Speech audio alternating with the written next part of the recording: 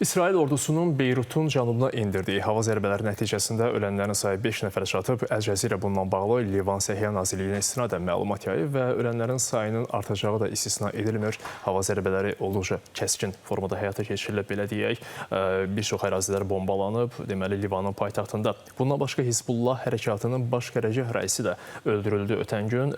Pilotsuz uçuş aparatının zərbəsi nəticəsində həyata keçirildi. Deməli bu proses və Əbu Əli Tabtabavi Naim Qasımdan sonra Hizbullahın ikinci əsas şəxsi hesab olunurdu. Bununla bağlı bir qədər tərəddüdlər var idi ki, deməli xəbərin təsdiqlənməsi yönündə artıq birbaşa İsrail Baş nazirinin ofisindən təsdiqləndi bu xəbər və qeyd olunur ki, Benyamin Netanyahu şəxsən bununla bağlı əmr verir Müdafiə nazirinə və özünün baş qərargah rəisinin tövsiyəsinə uyğun olaraq Hizbullah hərəkatının baş qərargah rəisi İsrailin dili ilə desək aradan götürüldü.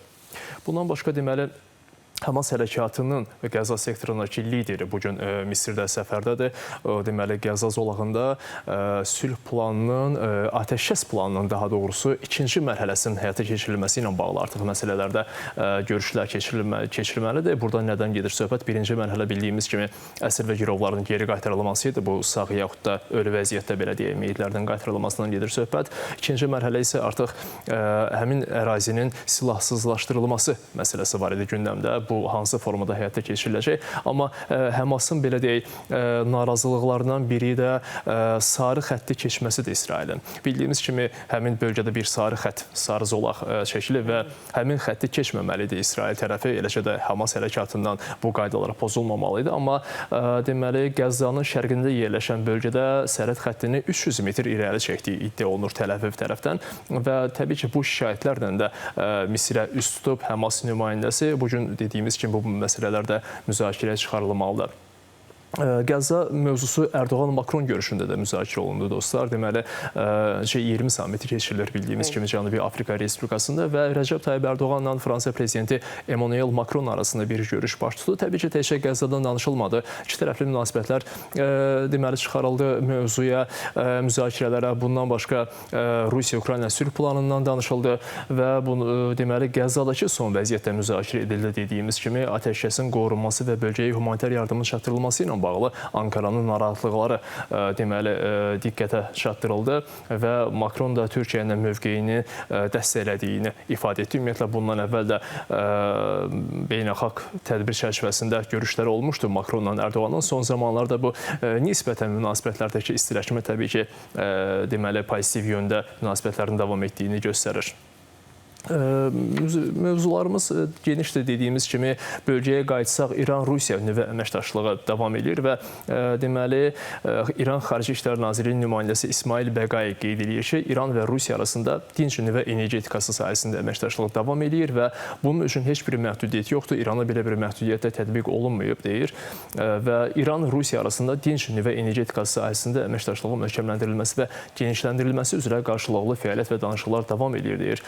Deməli Xarici İşlər Nazirinin nümayəndəsi onun sözlərinə görə dünyada heç bir ölkəyə İranla dinc nüvə energetikası sahəsində əməkdaşlığa qadağa qoyulmuyor və biz bu imkanlardan maksimum istifadə etməyə çalışırıq. Tehran-Moskva münasibətlərində bu da öz yerini tutur deyir, deməli İsmail Bəqai. Ümumiyyətlə İranın var icazənlə Nəriman. Deməli bu yaxın şərqlə bağlı kifayət qədər məlumatlar ötürdüm və çox təəssüf ki, heç də hamısı pozitiv notlarda deyil. Türkiyədə 90'lar, 2000 əvvəlləri, hətta 2010'larda belə bir məşhur manşetlər var idi. Qazetlər mənim adıma gəlir, çox yazırdılar. Yaxın şərqdə sular durulmur. Bu məşhur başlıq və hətta bir müddət sonra Türkiyə sosial şəbəkəsində son illərdə xüsusilə bu biraz memə də çevrilmişdi. Amma çox təəssüf ki, mən uşaqlığımdan indi xəbərlərə baxanda bizim uşaqlığımızda məşhur İordan çayının qərb sahili məsələsi var idi. Hər gün xəbərlərdə eşidirdik, indi eşidirik. Çox təəssüf ki, bu gərginliklər hələ də davam edir. Hələ də sular durulmur, hə? Sular hələ də durulmur və ümid edirik ki, ən qısa zamanda orada silahlar susar, sular durular və hər şey hər kəs üçün yaxşı olar. Fərqi yoxdur o həmin bölgələrdə kimlər yaşayır, dinindən, milliyyətindən, irqindən asılı olmayaraq təbii. Sən doğru qeyd edədin Firuz. Heç bir halda burada biz silahların sustuğunu görə bilmirik. İllər keçir dediyimiz kimi 10 illiklər keçir, amma vəziyyət dəyişmir. Əksinə bir qədər də ağırlaşır, gərginləşir. Xarici qüvvələrin bu yerlərdəki deməli təsir imkanları artmağa davam edir və bu kənar təsirlər artdıqca bölgəyə təəssüf ki, sülh yox, əksinə gərginlik gəlir. Bəli, elədir. Təbii ki, münasibətlərdən bağlı elə İranda da həmin gərginliklər yaşanır. İran nüvə ilə bağlı, nüvə enerjisi ilə bağlı daha bir açıqlama verib. Qeyd olunur ki, elə İsmail Bəqaydan gəlib həmin açıqlamada bizim deməli atom enerjisi üzrə beynəlxalq agentliyi ilə işləmək üçün hər hansı vasitəçiyə ehtiyacımız yoxdur. Özümüz birbaşa Viyanada deməli nümayəndəmiz aktiv şəkildə fəaliyyət göstərir və bizim ortada hər hansı bir vasitəçiyə ehtiyacımız yoxdur. Bu vasitəçi məsələsi hardan gəlmişdi dostlar? Misir özünün vasitəçiliyini təklif etmişdi və İran tərəfi qeyd edir ki, ehtiyacımız yoxdur. Biz birbaşa atom enerjisi üzrə beynəlxalq agentliyi ilə işləyirik və münasibətlərdə də hər hansı bir problem yoxdur. 12 günlük deməli hücumlardan sonra iyul ayında baş verən İran ərazisinə bəli, həmin dövrdə bir sıra məqamlar, xəbərlər ortaya çıxdı ki, bəs atom enerjisi üzrə beynəlxalq agentliyi artıq İranla təması kəsib və sair bu kimi xəbərlər çıxmaqdaydı. Sonradan hər iki tərəf bunu təkzib etdi və əməkdaşlığı davam etdirmək əzmində olduqlarını qeyd elədilər. Elə İranla da son xəbər olaraq danışaq, deməli, xarici düşmənlər tərəfindən İranın ali rəhbəri Ayətullah Seyid Əli Xamneyə qarşı sui-qəsd və ya hücum hazırlanır. Belə bir xəbər də yayıldı. İranın kəşfiyyat naziri Seyid İsmail Xətibdən gəldi belə bir açıqlama. O qeyd edir ki, məqsəd İranda qeyri-sabit vəziyyətə nail olmaqdır.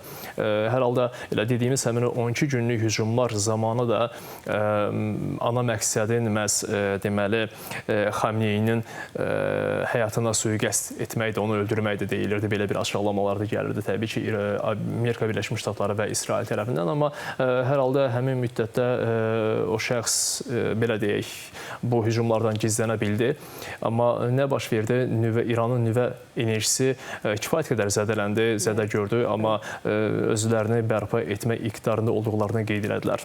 Hətta təkcə nüvədən də əlavə, nüvə enerjisi ilə bağlı yaşadığı problemlərdən əlavə kifayət qədər yüksək rütbəli hərbiçilərini də itirdi, alimlərini də itirdi. Yəni kifayət qədər dəyər. Çünki həmin insanlar bilirik, yəni təkcə İranda yox, bir çox dünya ölkələrində o tip insanların yetişməsi asan başa gəlmir, illər alır. Doğrudur. 2 həftəyə çatmayan həmin müddət ərzində İran bir xeyli geri düşdü əslində, amma özünü mümkün qədər tez zamanda toparlamağa çalışır.